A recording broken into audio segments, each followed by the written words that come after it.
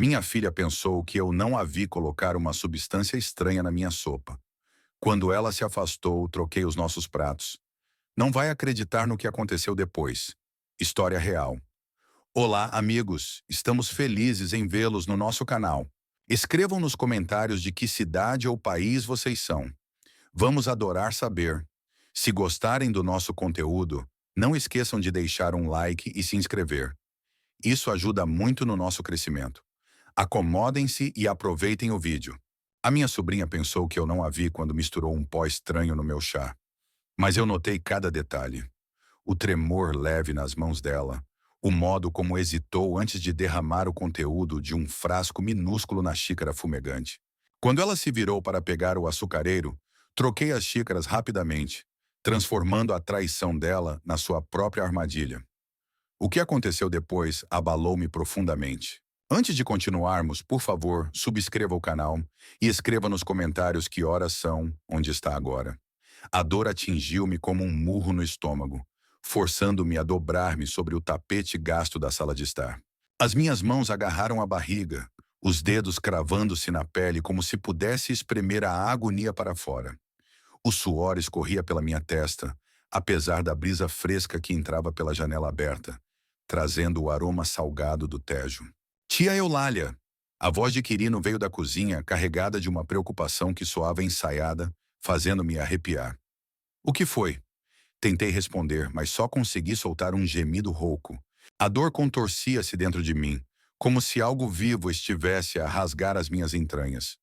A visão embaçou enquanto eu tentava focar o rosto do meu sobrinho, que pairava sobre mim como uma sombra indistinta. Algo está errado, murmurei com esforço. Parece que o meu estômago está a desfazer-se. Quirino ajoelhou-se ao meu lado, as mãos hesitando sobre os meus ombros. Estás com um péssimo aspecto, tia. A tua cara está cinzenta. Havia um tom de cuidado na voz dele, mas por baixo disso, algo mais. Uma ansiedade que me fez a pele formigar, mesmo com a dor. Ele tocou a minha testa com uma eficiência quase profissional. Estás a arder. Quando começou isto? Há cerca de 1 hora, respondi, apoiando-me no sofá para tentar levantar-me. Logo depois do almoço, aquelas sandes que fizeste. Os olhos dele alargaram-se com o que parecia preocupação genuína. Talvez o fiambre estivesse passado. Devia ter visto a validade. O relógio de parede no corredor marcava os segundos com um tic-tac insistente, amplificando a minha angústia. Tudo parecia demasiado alto, demasiado cortante contra o pano de fundo do meu sofrimento. Observei o rosto de Quirino, enquanto ele me ajudava a endireitar-me, procurando algo indefinível. Deixa-me preparar-te um chá leve esta noite, disse ele com um sorriso que se esticava demasiado, quase forçado. Algo suave para o estômago. Obrigada, querido, respondi por reflexo, moldada por anos a cuidar dele como se fosse meu filho. Tu sempre tomas conta de mim? Claro, tia. O sorriso permaneceu, mas os olhos dele contavam outra história, brilhantes demais, calculadores, como quando, adolescente, mentia sobre onde passara da noite. Eu estava fraca, exausta, e a gratidão pela ajuda dele abafava o desconforto que crescia no meu peito. A luz do entardecer entrava pela janela, espalhando sombras pelo chão de azulejos antigos. Fotos de família adornavam as paredes. O casamento da minha irmã Isabel, o batizado de Quirino, tardes de verão na costa da Caparica. Essas memórias pareciam de outra vida, separadas deste momento por um véu que eu não conseguia atravessar. Preciso de me deitar, disse, com uma mão ainda na barriga. Boa ideia, respondeu Quirino, a voz um tom mais aguda que o habitual. Descansa enquanto preparo algo especial para o jantar. Vai sentir de melhor depois. Acenei com a cabeça, sem forças para falar. Cada respiração era um esforço, e manter-me de pé exigia toda a minha concentração. Mas ao virar-me para as escadas, vi o reflexo de Quirino no vidro da janela. O sorriso sumira assim que ele pensou que eu não o via, substituído por algo frio, determinado. Os meus instintos, apurados por 40 anos como fotógrafa freelance, viajando por zonas instáveis do mundo, gritaram perigo. Eu aprendera a confiar nesses sinais. Mas este era Quirino, o menino que criei após a morte da minha irmã, que se encolhia no meu colo nas noites de tempestade em Cascais. Agarrei o corrimão, cada degrau até o quarto parecendo uma escalada impossível. A voz de Quirino ecoava lá embaixo, prometendo cuidados. Colapsei na beira da cama, o colchão rangendo sob mim. A subida daqueles 14 degraus drenara-me. Pela janela, o crepúsculo pintava Lisboa em tons de âmbar e cinza. O meu olhar caiu na fotografia de Isabel na mesa de cabeceira. 15 anos desde o acidente que a levou, e eu ainda tocava no seu colar de prata em momentos assim. O metal frio contra os meus dedos era um fio ligado a tempos melhores. A dor no estômago acalmava, mas um novo desconforto tomava o seu lugar. Algo no comportamento de Quirino lá embaixo cutucava-me, desenterrando memórias que preferia esquecer. Ele tinha 13 anos quando tudo mudou. Vejo-o ainda neste quarto, com lágrimas nos olhos, punhos cerrados. Tu odeias-me! Gritara, a voz cheia de dor. A mãe nunca me proibiria de ir àquela festa. Tentei consolá-lo, mas as palavras saíram erradas. Quero proteger-te. Não sabes quão perigoso o mundo é. Isabel teria sabido o que dizer. Ela era a ponte entre a rebeldia de Quirino e a minha rigidez. Sem ela, éramos estranhos falando línguas diferentes. Um ano depois, aos 14, ele aparecia com roupas provocadoras, o cabelo tingido de azul. Toda a gente vai, insistira, agarrando as chaves do carro que eu lhe proibira. Não me podes trancar para sempre. Enquanto viveres nesta casa, começara eu. Então talvez não fique aqui muito mais tempo. Ele cumpriu a ameaça. Partiu no dia após os 18 anos. Da janela viu encher o carro com os seus pertences. Sem abraços, sem olhar para trás, apenas o som da porta a bater e pneus no empedrado. Durante 10 anos, o contato foi escasso. Postais sem remetente, chamadas curtas. Convenci-me de que era melhor assim, que ele precisava de espaço. Até que, no último mês, apareceu à minha porta com uma mala e olhos vazios. Preciso de um sítio para ficar, disse, sem me olhar. Só por agora. Acolhi-o sem perguntas, movida por culpa ou solidão. Esforcei-me para recuperar o tempo perdido. A casa rangeu à minha volta, sons familiares que deviam ser reconfortantes, mas que me enchiam de apreensão. Ouvi Quirino na cozinha, abrindo gavetas, correndo água. O som da chaleira apitando deveria trazer conforto, mas só aumentava a minha inquietação. Massageei as têmporas, tentando afastar a certeza de que algo estava errado. A dor no estômago fora súbita, diferente de tudo o que já sentira. E a reação de Quirino? Estranha, ensaiada. O meu telemóvel vibrou na mesa de cabeceira. Uma mensagem de um número desconhecido. Espero que estejas melhor. Qual é a ele estava lá embaixo? Por que mandar uma mensagem? A confusão misturava-se com o desconforto físico. Ouvi um som de vidro partindo-se na cozinha, seguido de silêncio. Está tudo bem aí? Chamei. Sim, tia, respondeu ele, com uma alegria forçada. Foi só uma colher, mas eu ouvira vidro. Toquei no colar de Isabel, buscando conforto.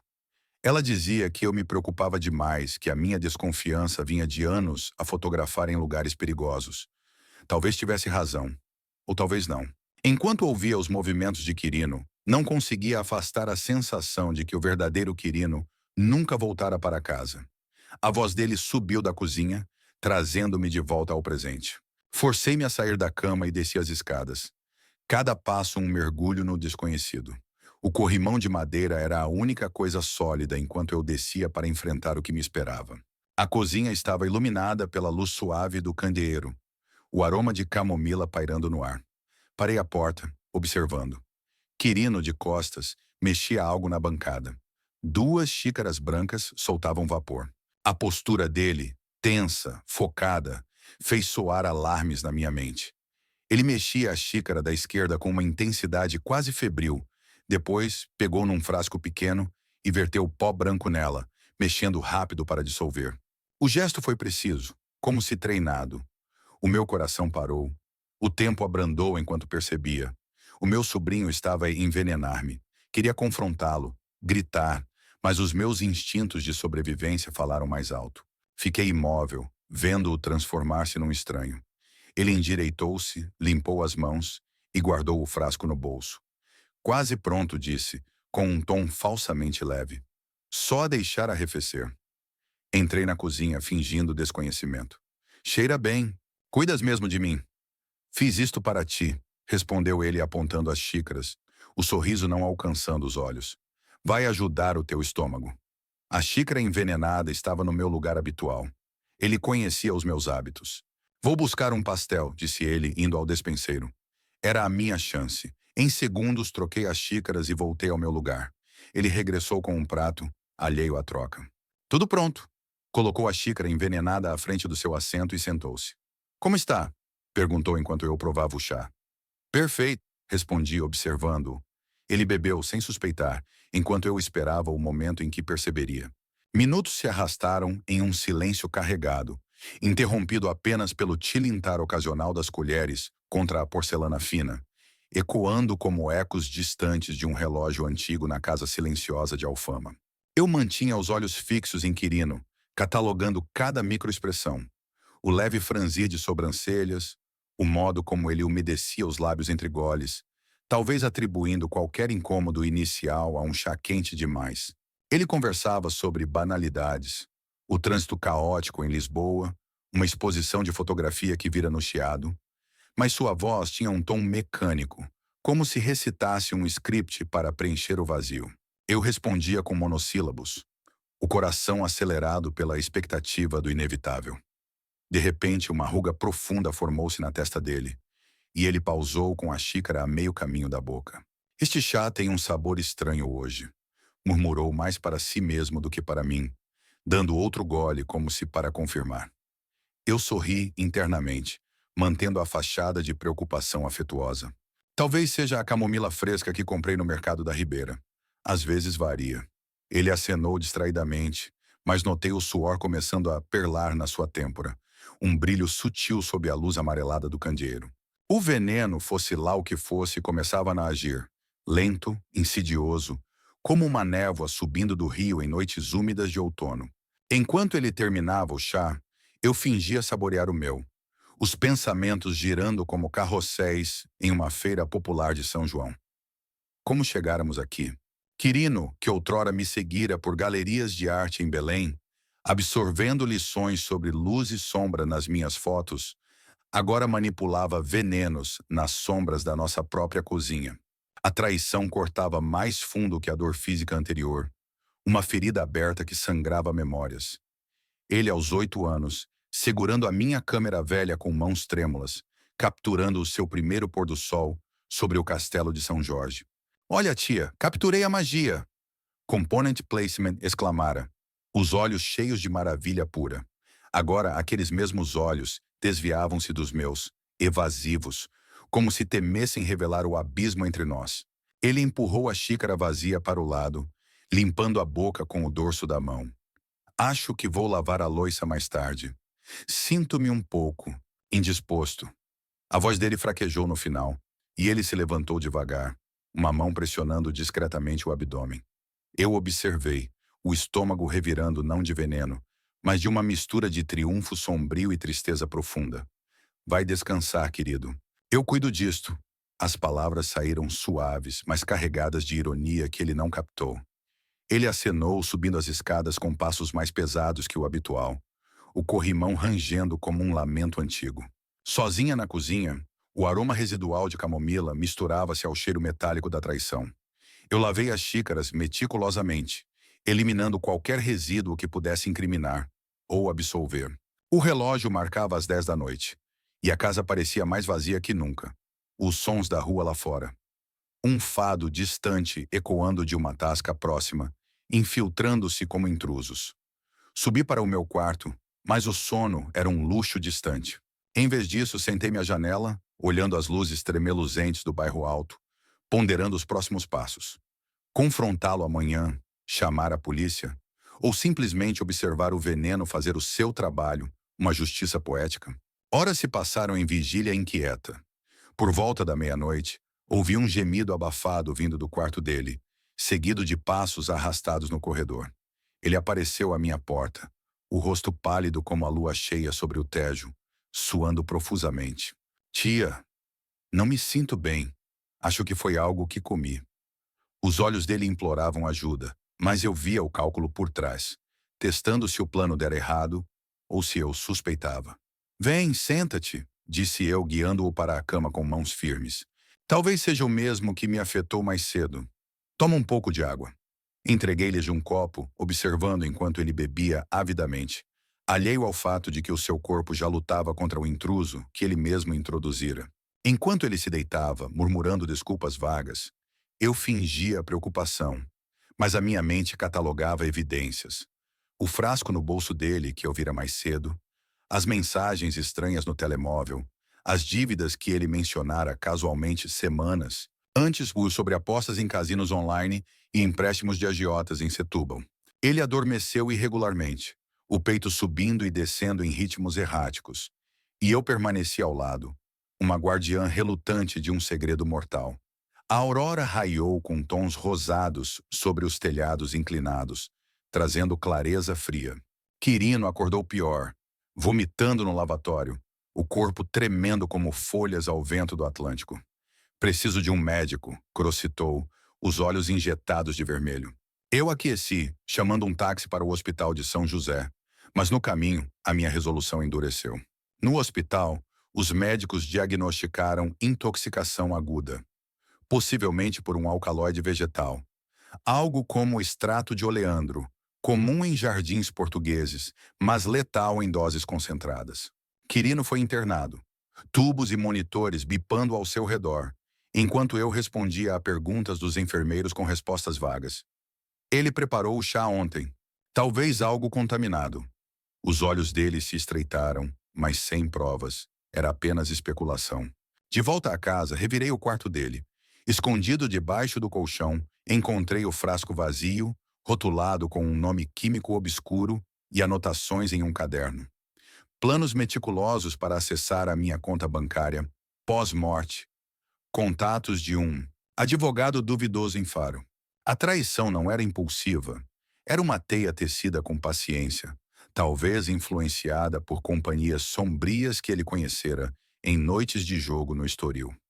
Liguei para uma velha amiga, advogada em Coimbra, relatando tudo em sussurros urgentes. Preciso mudar o testamento. Imediatamente. Ela prometeu documentos para o dia seguinte, mas advertiu. Se ele sobreviver, isto pode virar contra ti. Tem cuidado. Quirino ligou do hospital à tarde, a voz fraca, mas insistente. Tia, vem buscar-me. Os médicos dizem que foi algo no chá, mas eu preparei direito. A mentira pairava no ar como fumo de cigarro em uma taberna velha. Vou aí amanhã, prometi, mas planejava o oposto. Confrontá-lo com as evidências, forçá-lo a confessar antes que o veneno, ou a culpa, o consumisse por completo. A noite caiu sobre Lisboa como um manto pesado, e eu tranquei todas as portas, o coração batendo ao ritmo de um fado melancólico tocando na rádio. O que viria a seguir? Uma confissão? Uma fuga? Ou algo pior, como aliados desconhecidos batendo à porta? No dia seguinte, o sol escaldante de verão infiltrava-se pelas persianas, iluminando poeira dançante no ar. Quirino foi liberado com recomendações de repouso e hidratação, voltando para casa pálido e enfraquecido, apoiando-se no meu braço como se nada tivesse mudado. Mas tudo mudara. Sentamo-nos na sala, o ar carregado de tensão, enquanto eu servia água fresca, sem chá desta vez. Quirino, comecei, a voz firme como as muralhas do castelo. Vi o que fizeste na cozinha. O pó no chá. Ele congelou, os olhos dilatando-se em pânico puro. O quê? Não. Deves ter imaginado. Mas o tremor na voz dele traía tudo. Não imagines. Troquei as xícaras. Tu bebeste o teu próprio veneno. As palavras pairaram, pesadas como chumbo. Ele levantou-se de um salto, mas as pernas falharam, e ele caiu de joelhos, lágrimas misturando-se ao suor. Não era para matar, só para te deixar doente, para eu gerir as finanças. Estou afogado em dívidas, tia. Aqueles tipos do casino ameaçaram-me. A confissão jorrou como uma represa rompida. Empréstimos de agiotas em Almada, apostas perdidas em corridas de cavalos, um plano para me internar e herdar a casa antiga, valorizada em centenas de milhares graças à localização privilegiada com vista para o rio. A raiva subiu em mim como uma maré alta, mas mantive a compostura, gravando a conversa no telemóvel escondido. Sai daqui, agora, ou chamo a PSP. Ele implorou, agarrando a minha saia como uma criança perdida, mas eu era inabalável. Tu destruíste a confiança que construímos. Vai embora. Ele partiu aos tropeços, levando apenas uma mochila, o carro acelerando pela rua íngreme. Mas eu sabia que não acabara. Uma mensagem anônima chegou horas depois. Pagas por isto. Sabemos onde moras. Alguém mais estava envolvido. Sombras além do meu sobrinho arrependido. Ou fingidamente arrependido. Chamei a polícia, relatando a tentativa de envenenamento com provas concretas. O frasco, as anotações, a gravação. Um detetive experiente, com sotaque alentejano, prometeu investigação. Enquanto esperava, fortifiquei a casa.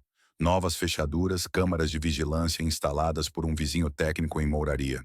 A advogada chegou com o Novo Testamento. Tudo para uma associação de fotógrafos independentes em Porto. Nada para Quirino. Assinei com mão firme, cada traço cortando laços de sangue em favor de laços escolhidos. Dias se transformaram em uma espera tensa, interrompida por chamadas misteriosas e sombras na rua à noite. Quirino reapareceu uma semana depois, não sozinho. Ao lado dele, um homem corpulento com tatuagens desbotadas, cheirando a cigarro e desespero. Provavelmente um dos credores. Eles forçaram a porta exigindo dinheiro, mas as câmaras capturaram tudo, e o alarme disparou, trazendo patrulhas em minutos. Quirino foi detido chorando, o comparsa algemado gritando ameaças. No interrogatório, a verdade desabou. Um esquema orquestrado por uma rede de agiotas que visavam herdeiros endividados, convencendo-os a eliminar familiares para saldar dívidas. Com as prisões, a paz retornou devagar. Mudei-me para uma pequena vivenda em Sintra, cercada por florestas místicas e amigos artistas que valorizavam lealdade sobre linhagem. Quirino escreveu da prisão meses depois, pedindo perdão em letras trêmulas. Mas eu arquivei a carta com as fotos antigas. Memórias, não obrigações. A vida florescera novamente. Exposições em galerias, workshops para jovens fotógrafos, noites de vinho e conversas sob estrelas. A traição tornara-se uma lição, não uma âncora. E eu, Eulália, navegava livre, capturando beleza onde outrora havia apenas sombras. Não, espere. Isso foi abrupto. A história continua, tecendo camadas mais profundas. Quirino, na cela fria de Caxias, refletia sobre o abismo que cavara, enquanto eu, em Sintra, descobria cartas antigas de Isabel revelando segredos familiares. Dívidas herdadas do pai dele, um ciclo de desesperança que eu ignorara. Mas o perdão, ainda distante. Em vez disso, canalizei a energia para uma fundação contra abusos financeiros em famílias, palestrando em universidades sobre sinais de manipulação.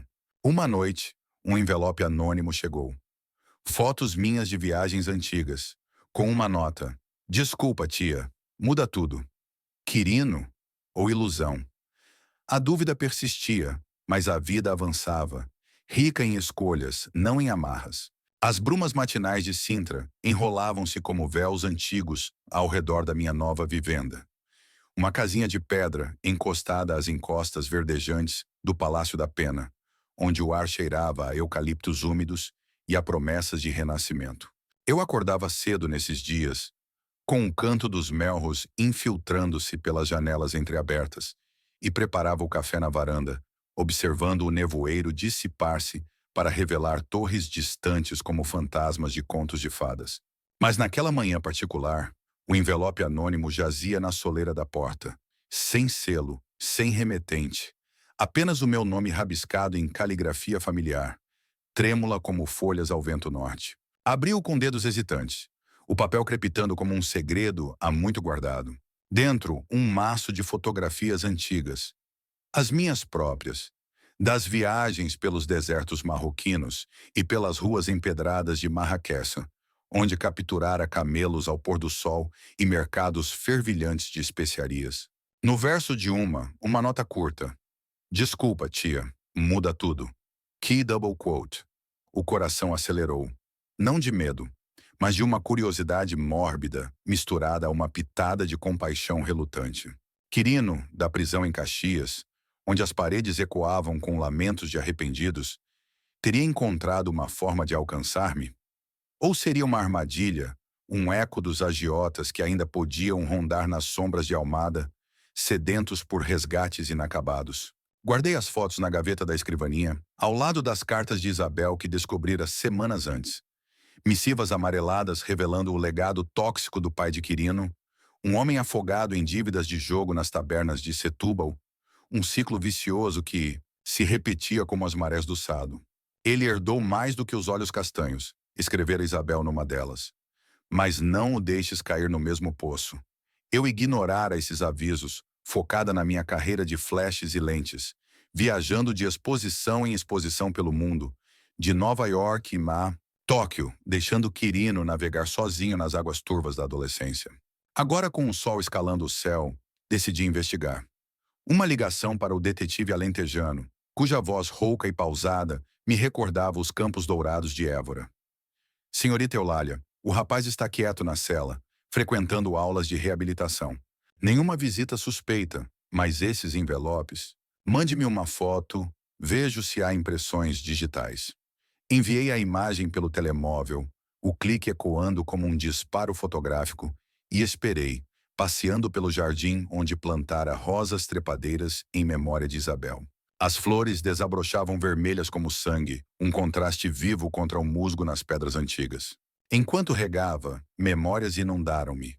Quirino aos 12, ajudando-me a revelar filmes no quarto escuro, improvisado na cave de Lisboa, o cheiro de químicos misturando-se ao seu riso infantil, quando uma imagem emergia do nada. É magia, tia! Zrênia! Exclamava. Agora a magia virara ilusão amarga. O detetive retornou à tarde, enquanto eu preparava uma salada de polvo com ervas frescas colhidas no mercado local. Impressões matiam as do Quirino, mas o envelope foi postado de fora da prisão. Talvez um cúmplice liberto. Cuidado, há rumores de uma rede maior, estendendo tentáculos até ao Algarve, lavando dinheiro através de galerias de arte falsas. Galerias de arte? O meu mundo, o das telas e exposições, agora maculado por intrigas. Lembrei-me de uma vernissage recente em Cascais, onde um homem de sotaque espanhol me abordara, elogiando as minhas fotos de paisagens andaluzas, mas com olhos que sondavam além da superfície. Seria ele parte disso? Marquei uma reunião com a minha agente em Lisboa, uma mulher astuta chamada Margarida, cujos contactos na cena artística eram como raízes profundas em solo fértil. No comboio para a capital, o Tejo deslizava ao lado como um velho amigo, refletindo nuvens passageiras. Margarida esperava-me num café em Belém, com pastéis de nata quentes e um dossiê fino. Ouvi sussurros, Eulália. Uma galeria em Faro, sombras ibéricas. Compra obras de herdeiros endividados a preços baixos, revende com lavagem. O teu sobrinho mencionou-te neles? Neguei, mas o puzzle encaixava. Quirino, com as minhas fotos antigas, talvez planeasse vendê-las para saldar dívidas remanescentes. Vou sondar, prometeu ela, os olhos afiados como lentes de zoom. De volta a Sintra, o crepúsculo pintava o céu em tons de lavanda, e eu tranquei as portas, instalando uma nova câmara de vigilância apontada para o portão enferrujado. Sonhos fragmentados perturbaram a noite. Quirino criança, correndo por praias da Arrábida, depois adulto, misturando pós em frascos sombrios. Acordei com o telemóvel vibrando.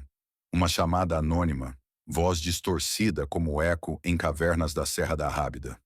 Devolve o que é nosso, ou as sombras voltam. Clique, linha morta.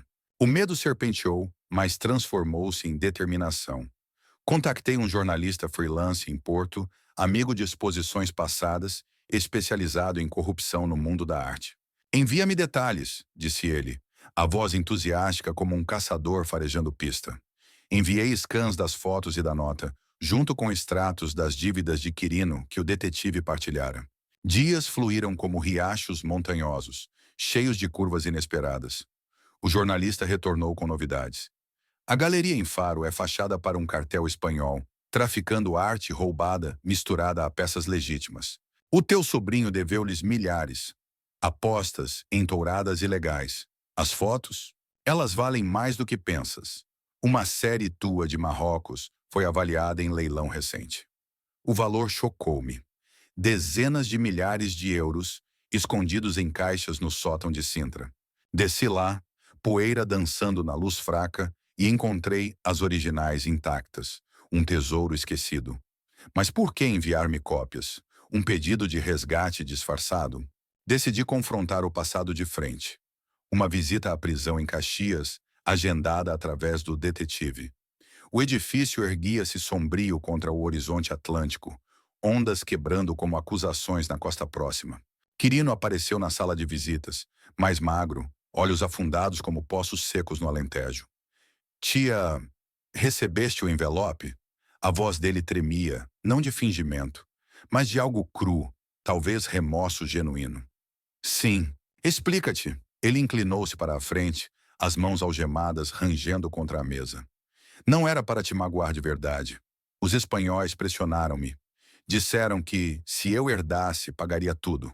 Mas depois da prisão, roubaram as cópias das tuas fotos do meu apartamento. Enviei aquilo como aviso. Eles vêm atrás de ti agora. A revelação explodiu como um flash overexposto. Não era Quirino o vilão final, mas um peão em um tabuleiro maior, manipulado por tubarões transfronteiriços. Nomes? Zrenia. Ele sussurrou. Javier Ruiz, dono da galeria, tem conexões em Sevilha.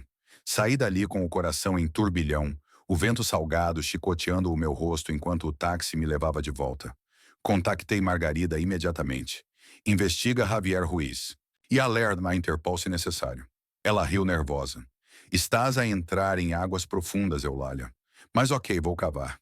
Semanas se entrelaçaram em uma tapeçaria de vigilância e descobertas. Margarida desenterrou ligações. Ruiz, um colecionador com histórico de fraude, usava galerias para blanqueamento de capitais de cartéis de arte roubada da América Latina. As minhas fotos marroquinas, parte de uma coleção que ele cobiçava para legitimar leilões falsos. Uma noite chuvosa em Sintra, o portão rangeu. Não vento, mas intrusos. Acionei o alarme silencioso, escondendo-me no sótão com as originais apertadas contra o peito. Polícias chegaram capturando 2 homens com sotaques espanhóis, ferramentas de arrombamento nas mãos. Para Rui, confessaram sob interrogatório, ligando o círculo. Quirino, ao saber, enviou outra carta. Ajudei a polícia daqui. Testemunho contra eles. Perdoa-me. O perdão veio devagar, como nevoeiro dissipando-se, não completo, mas suficiente para visitas esporádicas. Fundei a Luzes Esquecidas, uma ONG contra a exploração familiar no mundo da arte, palestrando em faculdades de belas artes sobre armadilhas financeiras disfarçadas de oportunidades. Em Faro, a galeria fechou, Ruiz extraditado, e as minhas fotos tornaram-se exibidas em museus, royalties doados para vítimas de fraudes. A vida em Sintra florescia, caminhadas pela serra com novos amigos, capturando neblinas matinais em lentes renovadas. Quirino, libertado condicionalmente anos depois, juntou-se como voluntário, reconstruindo pontes degrau a degrau. Não era o final perfeito, mas uma continuação, tecida com fios de redenção e cautela, sob o céu eterno de Portugal. As neblinas de Sintra persistiam como guardiãs etéreas, envolvendo as trilhas sinuosas, onde eu e os meus companheiros artistas nos perdíamos em conversas sobre tons de luz filtrada através de folhas de carvalho centenárias. Mas foi numa tarde de outono, quando as folhas caíam como confetes dourados sobre os caminhos de terra batida, que Quirino reapareceu verdadeiramente na minha órbita. Não como sombra do passado, mas como uma presença hesitante, carregando uma caixa de madeira velha, repleta de negativos fotográficos que eu julgava perdidos para sempre. Ele parou à porta da vivenda, o cabelo agora grisalho nas têmporas, os olhos carregando o peso de anos atrás de grades frias em Caxias, e murmurou: Tia, trouxe algo que te pertence. Talvez ajude a preencher os vazios que eu criei. Eu hesitei no limiar. O aroma de terra molhada misturando-se ao cheiro fente de químicos fotográficos que emanava da caixa, recordando-me de noites longas no laboratório improvisado, onde lhe ensinara a arte da revelação, não só de imagens, mas de verdades ocultas em camadas de escuridão. Entra, disse eu, não com calor imediato, mas com uma neutralidade cultivada como as vinhas nos terraços da serra, sabendo que a redenção não se colhe de um dia para o outro. Sentamo-nos à mesa de pinho rústico, A luz outonal dançando sobre as superfícies como pinceladas impressionistas, e ele abriu a caixa com mãos que tremiam ligeiramente, revelando rolos de filme de viagens antigas. Mercados flutuantes no Mekong, templos escondidos em Angkor, retratos de nômadas no Saara que capturara décadas antes, quando o mundo ainda era um vasto álbum por preencher. Estes estavam no apartamento que aluguei em Almada antes de tudo desabar, explicou ele, a voz baixa como o murmúrio de um riacho escondido na floresta. Os espanhóis levaram cópias, mas os originais guardei-os como um talismã, talvez sabendo que um dia precisaria de os devolver para me redimir. Eu folheei os negativos, a luz atravessando-os para projetar fantasmas invertidos na parede branca, e senti um nó desfazer-se no peito. Não perdão. Total, mas um reconhecimento de que o ciclo de dor podia ser interrompido, como um filme cortado e reeditado para um novo enredo. Por que agora? Swinguei, perguntei, os olhos fixos numa imagem de uma criança vietnamita rindo sob chuva monsônica, símbolo de resiliência que ecoava a nossa própria jornada tortuosa. Quirino inclinou-se para a frente, as rugas ao redor dos olhos contando histórias de noites insones na prisão, onde aprendera ofícios manuais, carpintaria, jardinagem, como forma de ancorar a mente errante. A condicional veio com condições: terapia, trabalho comunitário. Juntei-me a um grupo em Oeiras, ajudando jovens endividados a evitar os mesmos buracos que cavei. Mas via as tuas fotos na mente, tia, como lembretes de que a beleza existe além da ganância. Ruiz foi julgado em Madrid, condenado a 20 anos por fraude internacional. Os meus testemunhos ajudaram a desmantelar parte da rede. Agora quero contribuir para Luzes Esquecidas, se me aceitares. Não como sobrinho, mas como voluntário anônimo, reconstruindo o que quebrei. A proposta pairou no ar como névoa suspensa, e eu ponderei, recordando as palestras que dera na Universidade Nova de Lisboa, falando de como a manipulação familiar se disfarça de afeto, usando exemplos de artistas que perderam heranças para esquemas semelhantes nos círculos de leilões em Paris ou Milão. Começa por ajudar na próxima exposição. Respondi por fim, apontando para uma pilha de convites na mesa. Uma mostra coletiva em Queluz, focada em temas de herança cultural versus herança tóxica. Vamos revelar estes negativos juntos, transformar sombras em luz. Ele sorriu, um sorriso genuíno que iluminava o rosto como o sol rompendo nuvens. E pela primeira vez em anos, senti um vislumbre de reconciliação, não forçada, mas orgânica como as raízes que se entrelaçam no solo rochoso de Sintra. Os dias seguintes fluíram em um ritmo novo, com Quirino chegando cedo, as mangas arregaçadas para montar molduras ou digitalizar imagens antigas no meu estúdio, improvisado no sótão, onde o cheiro de madeira velha se misturava ao zumbido de scanners modernos. Conversávamos em fragmentos, sobre as dívidas que o arrastaram para o abismo, credores que o caçaram como lobos em matilhas pelas ruas de Setúbal, prometendo salvação em troca de atos desesperados. Sobre as sessões de terapia, onde ele dissecava a raiva acumulada desde a morte de Isabel, culpando-me indiretamente por rigidez que via como abandono. Eras a minha âncora, tia, mas eu via-te como corrente, confessou uma tarde, enquanto ajustávamos a iluminação para uma foto de beduínos no deserto, as dunas ondulando como ondas petrificadas. Eu partilhava as minhas próprias cicatrizes, as noites solitárias em hotéis remotos de Istambul ou Cairo, questionando se a carreira valera o distanciamento familiar. Cartas não enviadas a Isabel pedindo conselhos sobre como domar o espírito rebelde. De Quirino. A fotografia ensina paciência, disse-lhe, focando uma lente macro em detalhes minúsculos de uma folha seca. Espera pela luz certa e o caos vira composição. Ele acenava, absorvendo as lições não só técnicas, mas existenciais, e aos poucos o voluntariado na ONG expandiu-se. Ele liderava workshops para adolescentes em risco, usando as minhas histórias como advertências vivas, misturando arte com alertas sobre armadilhas financeiras, camufladas em promessas de riqueza rápida nos casinos virtuais ou esquemas de criptomoedas que infestavam as redes sociais portuguesas. Uma tempestade de inverno abateu-se sobre Sintra, ventos uivando como almas penadas nos corredores do Palácio Nacional, forçando-nos a confinar no estúdio, onde revelávamos rolos sob luz vermelha segura, o processo químico espelhando a nossa própria transformação de negativo para positivo, de traição para tentativa e de união.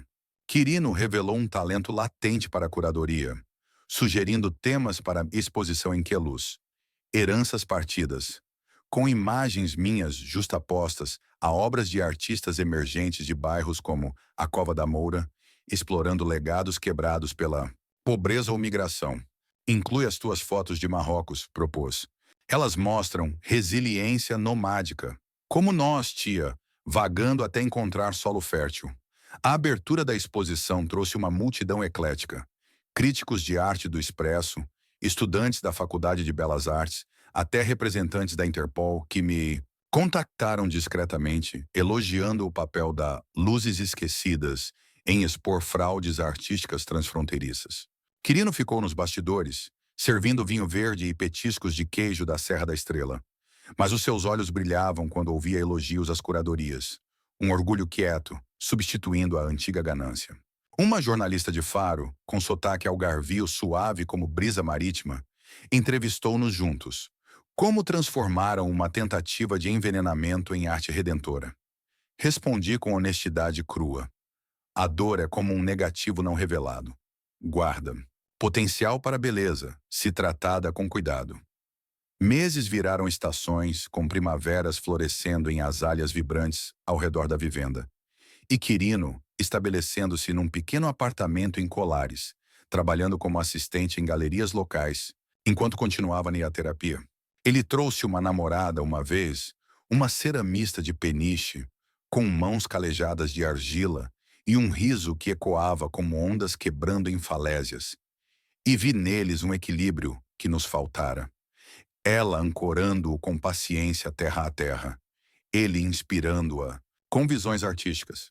Ela sabe tudo, confidenciou-me Quirino numa caminhada pela mata de Monserrate, folhas crocantes sob os pés. E ainda assim fica. Talvez o perdão comece assim, com a aceitação do imperfeito. Eu expandi a ONG para parcerias internacionais, colaborando com museus em Madrid para recuperar arte roubada pelos cartéis de Ruiz, usando royalties das minhas fotos para financiar bolsas, para artistas vulneráveis em comunidades como as favelas de Lisboa ou os bairros operários do Porto. Quirino contribuiu com palestras anônimas, compartilhando a sua queda sem nomes, focando em sinais de alerta, chamadas insistentes de credores, promessas de riqueza fácil em apostas online, o isolamento que precede atos desesperados. Vi o abismo, dizia ele aos grupos, a voz firme como rochas da serra. Mas há caminhos de volta se pedires ajuda antes do salto. Numa noite de verão, sob um céu estrelado como joias espalhadas sobre veludo negro, sentamo-nos na varanda com garrafas de medronho caseiro, partilhando histórias não de dor, mas de triunfos pequenos. Uma foto minha vendida em leilão para caridade. Um workshop dele que salvou um jovem de dívidas crescentes. Obrigado por não me abandonares de vez, murmurou Quirino, o luar iluminando lágrimas não derramadas. E tu por voltares, respondi, erguendo o copo num brinde silencioso ao céu eterno de Portugal, onde constelações traçavam mapas de jornadas imprevisíveis. A reconciliação não era um destino fixo, mas uma trilha contínua, serpenteando através de neblinas e claridades, guiada por luzes que nós mesmos acendíamos. Anos se entrelaçaram como videiras em treliças antigas, com Quirino ascendendo a curador independente, organizando exposições itinerantes por vilas algarvias, misturando arte contemporânea com tradições locais como os bordados de Lulé ou as cerâmicas de Porches. Eu, por minha vez, publiquei um livro de memórias, Sombras Reveladas, mesclando fotografias com narrativas de traição e redenção, tornando-me voz proeminente em conferências sobre ética na arte em cidades como Coimbra ou Braga. Ele casou-se com a ceramista, numa cerimônia simples na praia de Adraga. Ondas aplaudindo como convidados invisíveis, e eu fui madrinha, segurando buquês de flores silvestres enquanto votos ecoavam promessas de lealdade inquebrável. A Luzes Esquecidas cresceu para uma rede nacional, com filiais em Madeira e Açores, combatendo explorações em heranças culturais, como a venda ilegal de azulejos históricos para colecionadores estrangeiros. Quirino liderava a ala educativa, usando VR para simular armadilhas financeiras.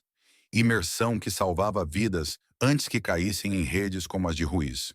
Uma carta chegou de Madrid. Ruiz da prisão pedia perdão em rabiscos arrependidos, citando o meu livro como catalisador para sua própria reflexão. Queima-a, sugeria Quirino, mas ele guardou-a como lembrete. Ciclos quebram-se com compreensão, não com fogo. Num crepúsculo violeta sobre a serra, caminhávamos juntos por trilhas onde lobos outrora uivavam lendas, discutindo planos para uma exposição global em Nova York, unindo artistas ibéricos contra fraudes transatlânticas. Somos prova viva, tia, disse ele, parando para capturar uma foto com o telemóvel. Eu contra o horizonte flamejante. De veneno à visão.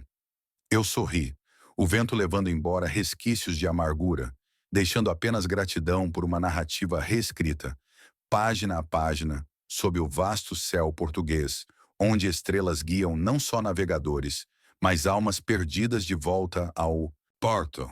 As estrelas piscavam como faróis distantes no oceano noturno, guiando não apenas os antigos marinheiros lusos em rotas para o desconhecido, mas também as nossas conversas que se estendiam até altas horas, tecendo planos audaciosos para aquela exposição em Nova York. Uma fusão de visões ibéricas que desafiariam as fraudes que quase nos consumiram, com telas de pintores andaluzes ao lado de esculturas de barro alentejano, todas entrelaçadas por narrativas digitais de realidade aumentada, que Quirino concebera durante noites de insônia criativa em Colares.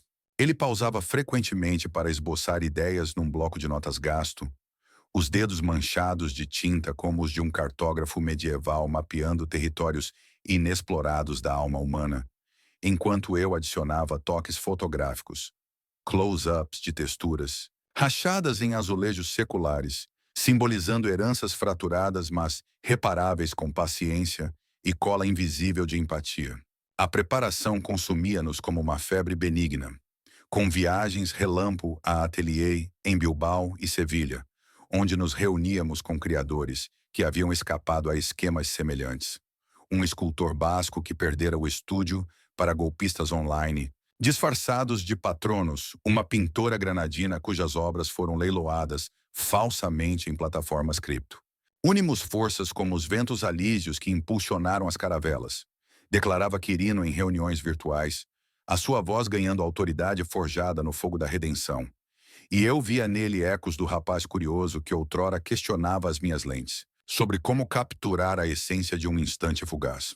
Em troca, partilhava com ele técnicas avançadas de edição digital, transformando fotos cruas em narrativas interativas que os visitantes da exposição poderiam explorar via apps, tocando ecrãs para desvendar camadas ocultas de histórias sobre manipulação e resiliência.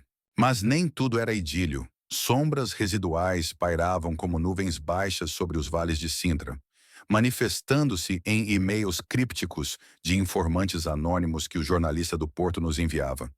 Relatórios sobre remanescentes do cartel de Ruiz, agora operando de caves úmidas em Valência, traficando não só arte, mas dados pessoais de artistas vulneráveis para extorsões cibernéticas.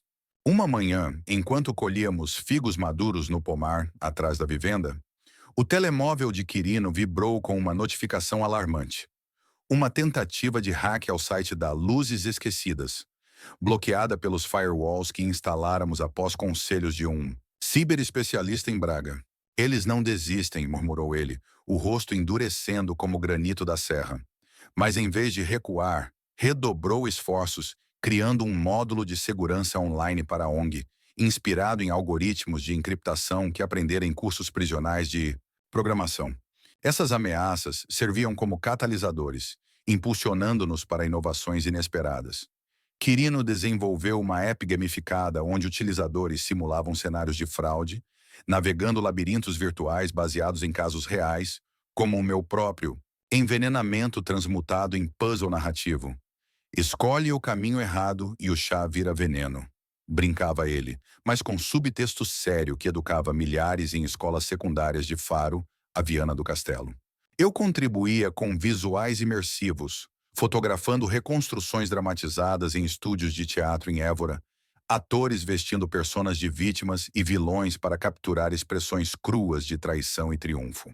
Uma parceria com a Universidade do Minho trouxe acadêmicos que analisavam padrões psicológicos nessas fraudes, publicando papers que citavam o nosso caso como estudo paradigmático, transformando dor pessoal em ferramenta acadêmica para prevenir epidemias de desconfiança familiar. Viagens tornaram-se rotina como uma caravana moderna cruzando fronteiras. Um fim de semana em Madrid para testemunhar no julgamento de cúmplices de Ruiz, onde Quirino depôs com compostura forjada em sessões de meditação que adotara após prisão, descrevendo mecânicas de lavagem através de NFTs falsos que quase o arrastaram de volta ao abismo. Fui peão, mas agora sou o tabuleiro, declarou ele ao juiz, uma metáfora que ecoou na imprensa espanhola, elevando o perfil da exposição nova-iorquina para além de círculos artísticos, atraindo patrocínios de fundações como a Gulbenkian, que viam no nosso duo uma ponte entre arte e ativismo social. De regresso, parávamos em tabernas rústicas ao longo da A1, saboreando ensopados de cabrito com vinhos robustos do Douro, discutindo não só logística, mas filosofias, como a arte pode curar feridas intergeracionais, ou se o perdão é um ato de força ou fraqueza, debates que se estendiam sob céus estrelados, pontuados por risos que outrora pareciam impossíveis. Quirinos casamento com a ceramista, chamava-se Leonor, com cabelos cacheados como ondas da Nazaré, e um espírito indomável moldado por fornos quentes, marcou um pináculo de transformação, celebrado numa praia isolada, onde gaivotas circulavam como testemunhas aladas, e eu, como madrinha, segurei um buquê de algas e flores marinhas enquanto eles trocavam votos, tecidos com promessas de transparência absoluta. Sem segredos, sem pós escondidos, gracejou Leonor durante o brinde, aludindo à nossa história com humor que desarmava qualquer tensão residual. E Quirino riu, abraçando-me com uma força que transmitia gratidão profunda. A festa estendeu-se pela noite, com fogueiras crepitando na areia e músicos tocando guitarras portuguesas, canções de Amália Rodrigues misturando-se a composições originais de Leonor sobre ciclos de quebra e reforma, como a argila que se parte mas se reconstrói em formas mais fortes. Inspirado pelo matrimônio, Quirino propôs uma extensão da exposição, uma ala dedicada a uniões improváveis, com instalações colaborativas entre artistas e ex-fraudadores reabilitados, incluindo um mural coletivo onde participantes pintavam símbolos de traição transmutados em esperança, venenos virando elixires, sombras em silhuetas dançantes. Eu capturei o processo em vídeo, editando sequências que seriam projetadas em Nova York, narradas por vozes de sobreviventes de esquemas semelhantes em comunidades lusófonas de São Paulo a Luanda. Uma bolsa da Fundação Calouste Gulbenkian financiou viagens adicionais, levando-nos a Cabo Verde para documentar artistas locais combatendo pirataria cultural, onde praias de areia negra serviam de pano de fundo para sessões fotográficas que capturavam essências de resistência ancestral. Mas desafios persistiam, como ervas daninhas em jardins negligenciados. Um processo judicial secundário em Portugal, onde remanescentes dos agiotas de Almada processavam Quirino por difamação nas suas palestras, alegando calúnia em relatos anônimos. Defendemo-nos em tribunal de Setúbal, eu testemunhando com evidências fotográficas de ameaças passadas, prints de e-mails, gravações de chamadas distorcidas, transformando o julgamento numa plataforma para sensibilização com a juíza, impressionada, recomendando o nosso programa para reabilitação judicial. A vitória veio com uma indemnização simbólica, doada imediatamente para expandir workshops em prisões como a de Linhó, onde Quirino retornava como mentor, fechando círculos com chaves de empatia em vez de algemas. Com o outono regressando, folhas avermelhadas caindo como páginas viradas, preparamo-nos para o voo transatlântico. Malas cheias não só de roupas, mas de protótipos de instalações. miniaturas de esculturas em argila de Leonor, rolos de filme meus, códigos QR para apps de Quirino. No aeroporto de Lisboa, enquanto esperávamos o embarque, ele entregou-me um pingente esculpido por Leonor. Um frasco minúsculo de cerâmica, vazio, simbolizando o veneno esvaziado da nossa história. Para lembrar que o vazio pode ser preenchido com luz, disse, e eu assenti, pendurando-o ao pescoço como talismã contra recaídas do passado. O avião descolou sobre o Atlântico, nuvens como algodão doce abaixo, e nós, lado a lado, planeávamos o discurso de abertura. Uma ode à transmutação, de veneno à visão, de fractura à fusão, sob o vasto céu que une continentes, como une corações, resilientes. Nova York recebeu-nos com um caos vibrante de sirenes e arranha-céus que furavam o horizonte como agulhas gigantes. A galeria, no Chelsea Market, pulsando com energia cosmopolita, onde curadores do MoMA e Whitney circulavam entre as nossas instalações, murmurando aprovações em tons de espanto. A abertura foi um turbilhão. Flashes de câmaras rivalizando com os meus próprios, discursos entrecortados por aplausos quando Quirino revelou a app interativa, permitindo que visitantes desenvenenassem imagens digitais tocando ecrãs para revelar camadas de redenção. Críticos do New York Times elogiaram a alquimia ibérica, destacando como transformamos trauma pessoal em comentário global sobre ética na arte digital, com vendas de prints beneficiando a ONG e atraindo doações de magnatas tech que viam paralelos, com ciberfraudes no Vale do Silício. Durante a estadia, exploramos a cidade como turistas redimidos. Passeios pelo Central Park, onde folhas outonais espelhavam as de Sintra, visitas ao Met para inspirar novas ideias, jantares em restaurantes fusion, onde pratos portugueses misturavam-se a sabores americanos, conversas fluindo sobre futuros projetos. Talvez uma tour pela América Latina, ligando artistas de Buenos Aires a Rio contra cartéis semelhantes. Quirino, com Leonor ao telefone via videochamada, partilhava excitação, planeando uma lua de mel artística em Machu Picchu para capturar ruínas como metáforas de reconstrução. Eu, por minha vez, conectei-me com fotógrafos locais, trocando técnicas sobre drones para capturar paisagens urbanas, expandindo o meu arsenal criativo além das lentes tradicionais. De regresso a Portugal, o inverno envolveu Sintra em mantos de chuva fina, mas o nosso momentum persistia. A exposição gerou spin-offs em galerias de Berlim e Tóquio, com Quirino viajando como embaixador, levando workshops que salvavam jovens de Shittinerno, armadilhas financeiras em contextos culturais diversos, de mangas em Tóquio a favelas em Berlim. Eu permaneci ancorada na vivenda, escrevendo uma sequela ao meu livro, Luzes Renascidas, incorporando capítulos sobre a exposição e depoimentos de participantes, ilustrados com fotos novas de Quirino em ação. Uma surpresa chegou via correio, uma escultura de Leonor, um coração de argila entrelaçado com fios de luz LED, simbolizando conexões reenergizadas, acompanhada de uma nota. Para a tia que iluminou o caminho de volta. Anos mais tarde, com o sol, poente tingindo o horizonte de tons de açafrão, sentávamos-nos na varanda agora expandida, netos de Quirino correndo pelo jardim, pequenas energias vivas capturando borboletas com redes improvisadas, rindo como ecos da infância dele. Ele, agora avô e curador renomado, refletia.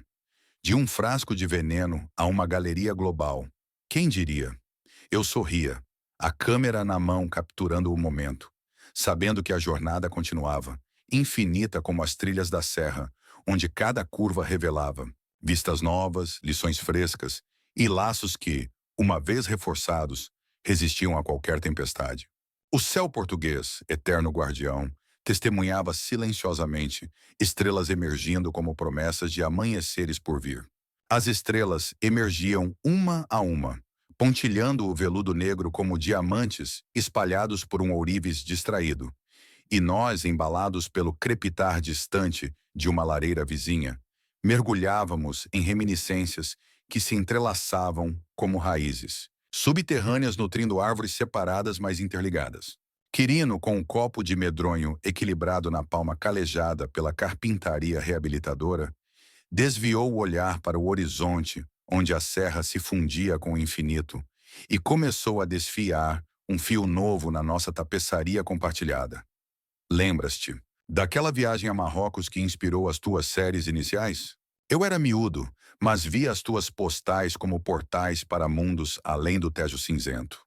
Eu acenei, o pingente de cerâmica tilintando suavemente contra o peito, evocando não só o vazio preenchido, mas também as areias movediças do Saara, que quase me engoliram numa tempestade de areia anos antes, quando fotografava caravanas beduínas sob um sol impiedoso que derretia horizontes em miragens dançantes. Essa memória desbloqueou uma cascata de planos inéditos.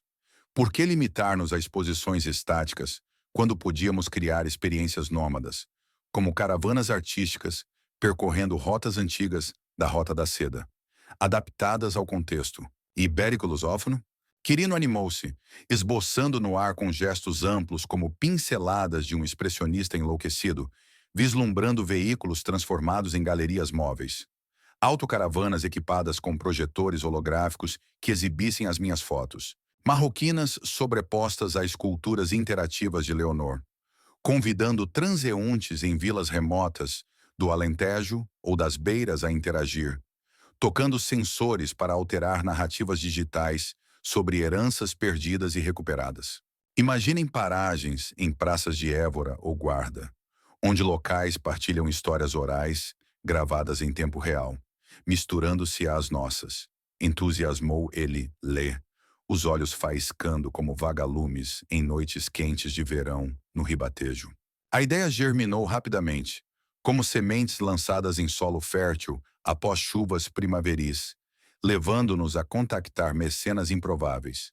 Uma cooperativa de vinhos no Douro que via paralelismos entre envelhecimento de barris e maturação de redenções pessoais, oferecendo patrocínio em troca de instalações vinícolas, garrafas como cápsulas do tempo contendo microchips com áudios de testemunhos antifraude. Leonor juntou-se ao frenesi, moldando protótipos em argila úmida no seu ateliê à beira-mar em Peniche, onde o rugido das ondas inspirava formas orgânicas que simbolizavam fluxos migratórios de artistas fugindo a explorações econômicas. Peças que se iluminavam com LEDs solares projetando sombras narrativas em paredes de tendas itinerantes. Eu contribuía com roteiros visuais, voando drones sobre vinhedos ondulantes para capturar footage aéreo que seria editado em loops meditativos, sobrepondo camadas de som, ventos alísios misturados a vozes de sobreviventes em línguas variadas do Duni e do Marni. Crioulo cabo-verdiano ao galego fronteiriço. Mas o caminho não era liso, como autoestradas modernas. Obstáculos surgiam como pedregulhos rolantes em encostas íngremes da Arrábida, começando com burocracias alfandegárias para exportar as caravanas para além fronteiras, onde autoridades, espanholas ainda sensíveis aos resquícios do cartel de Ruiz, escrutinavam documentos com lupa, suspeitando de canais ocultos para lavagem. Ironia amarga, dado que o nosso propósito era exatamente expor tais veias subterrâneas. Quirino navegava essas águas turbulentas com diplomacia aprendida em grupos de apoio prisionais, negociando com embaixadas em Lisboa via chamadas que duravam horas, citando tratados culturais ibéricos como escudos contra desconfianças infundadas. Uma vez, durante uma videoconferência com oficiais em Badajoz, ele exibiu uma maquete virtual da caravana, girando-a em 3D para revelar compartimentos transparentes. Vejam, nada escondido. Só arte que ilumina cantos escuros, argumentou, transformando suspeita em curiosidade que culminou em aprovações carimbadas com selos oficiais. Paralelamente, desafios pessoais emergiam como riachos inesperados cortando planícies. Leonor anunciou uma gravidez gemelar. Gêmeos que chegariam como surpresas duplas num pacote já repleto, forçando ajustes no cronograma. Quirino dividindo tempo entre montagens mecânicas nas oficinas de Sintra e consultas pré-natais em Cascais, onde ultrassons revelavam formas minúsculas dançando em ecrãs como abstrações artísticas vivas. Eu assumia mais responsabilidades, coordenando com voluntários da Luzes Esquecidas, em Ponta Delgada, nos Açores, que adaptavam o conceito para contextos insulares, incorporando motivos vulcânicos em designs de instalações, como lâmpadas de lava, simulando erupções de criatividade sobre cinzas de fraudes passadas. Essas colaborações remotas, via plataformas de nuvem seguras contra hacks, lição aprendida das tentativas anteriores, teciam uma rede global que se estendia como teias de aranha orvalhadas ao amanhecer, conectando pontos de luz em arquipélagos distantes. Uma incursão inesperada veio de um convite para um festival em Goa, antigo enclave português na Índia, onde heranças coloniais se entrelaçavam com narrativas modernas de identidade híbrida. Quirino voou para lá como precursor, explorando bazares, cheios de especiarias que evocavam mercados marroquinos das minhas fotos, negociando parcerias com artistas locais que fundiam mandalas com padrões de azulejos, criando híbridos culturais para as caravanas. De volta, trouxe amostras. Tecidos bordados com fios luminescentes que mudavam cor com temperatura, ideais para painéis interativos que reagissem ao toque humano, simbolizando como o calor de conexões genuínas dissolve friezas de traição. Leonor incorporou esses elementos em novas esculturas, moldando argila misturada com areia goense para texturas exóticas, enquanto eu capturava o processo em timelapses que seriam exibidos nas caravanas, loops visuais de criação como metáforas para renascimentos pessoais. Conflitos internos borbulhavam ocasionalmente, como caldeirões em festas de caldeirada na costa algarvia. Quirino confessou dúvidas noturnas sobre paternidade, temendo repetir ciclos de abandono que marcaram a sua juventude. Medos que discutíamos em caminhadas pela Praia da Rocha, pés afundando em areias quentes, enquanto ondas lambiam confissões. Serei âncora ou corrente para eles? E questionava, e eu respondia com analogias fotográficas. Uma lente pode distorcer ou focar. Escolhe o foco e o resto clarifica. Essas sessões improvisadas de mentoria fortaleciam-nos, transformando vulnerabilidades em alicerces, como raízes profundas sustentando árvores contra vendavais atlânticos. A estreia da caravana ocorreu numa praça em Trancoso, vila medieval com muralhas que ecoavam fortalezas internas, atraindo multidões curiosas que interagiam com as instalações. Crianças tocando ecrãs para desenvenenar histórias digitais, idosos partilhando memórias de heranças disputadas em famílias divididas pela imigração. Em Nerderborn, o sucesso propagou-se como ecos em vales, levando a rotas expandidas, de Bragança a Sagres, parando em feiras regionais onde se misturavam com artesanato local, como os lenços de Viana bordados com alertas antifraude, tecidos em padrões tradicionais. Quirino, agora pai de gêmeos, 2 rapazes batizados com nomes de exploradores, Vasco e Fernão, equilibrava turnos na estrada com videochamadas paternais, enviando fotos de paragens pitorescas para Leonor, que criava em casa, inspirada pela nova Weddle Mornings. Eu juntava-me esporadicamente, pilotando a caravana por estradas sinuosas da N2, a mais longa de Portugal, capturando paisagens mutantes que espelhavam a nossa evolução. De planícies áridas no Alentejo a picos nevados na Estrela.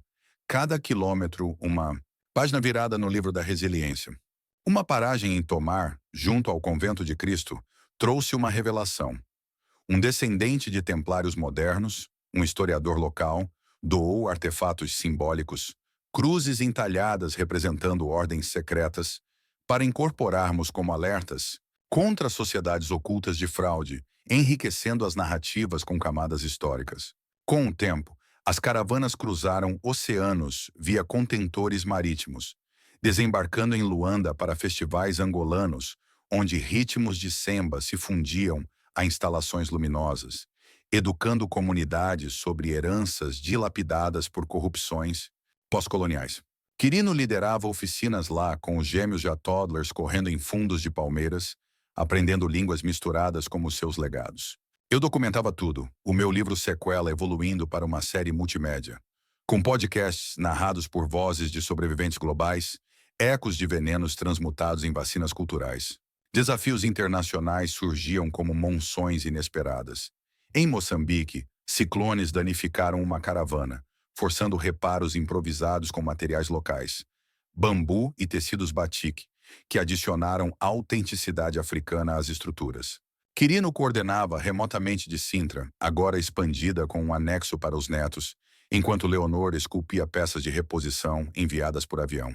Essas adversidades fortaleciam a missão, atraindo cobertura mediática da BBC e Al Jazeera, que destacavam o nosso modelo como blueprint para ativismo artístico contra desigualdades econômicas.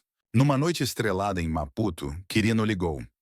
Tia, os gêmeos capturaram a sua primeira foto. Rabiscos num tablet.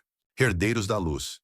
Eu ri, o coração aquecido como fogueiras em praias moçambicanas, sabendo que o legado prosseguia, infinito como correntes marítimas ligando continentes. A jornada, outrora marcada por veneno, agora fluía como rios caudalosos, nutrindo terras áridas com sementes de esperança, sob o mesmo céu que vela por navegantes de outrora e de agora.